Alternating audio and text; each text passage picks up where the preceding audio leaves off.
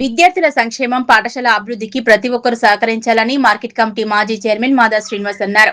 అహ్మదీపూర్ ప్రాథమిక పాఠశాలలో సర్పంచ్ బ్యాగరి ప్రభాకర్ ఆధ్వర్యంలో విద్యార్థులకు స్పోర్ట్స్ యూనిఫామ్లు అందజేశారు.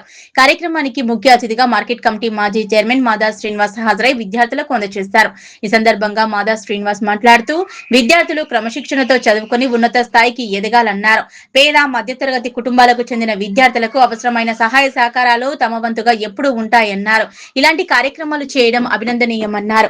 పాఠశాలలో విద్యార్థులకు మెరుగైన వసతులు కల్పించడంతో పాటు వారి చదువుపై ప్రత్యేక శ్రద్ధ చూపుతున్న ఉపాధ్యాయులను కొనియాడారు.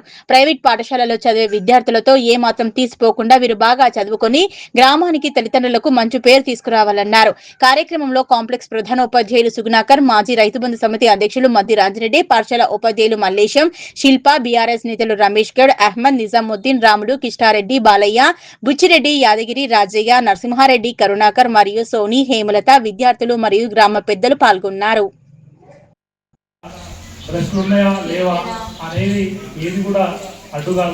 కానీ మీరు కూడా అంటే ప్రైవేట్ స్కూల్లో చదివేటువంటి పిల్లలకు ఎక్కడ కూడా తీసిపోవద్దనేటువంటి ఉద్దేశంతో మల్లేశం గారు గత సంవత్సర కాలం నుంచి వాస్తవానికి ఈ స్పోర్ట్స్ డ్రెస్ కోసం ప్రయత్నం చేస్తూ వచ్చినారు.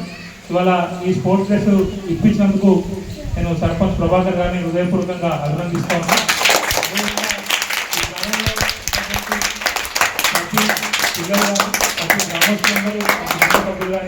భావిస్తాం.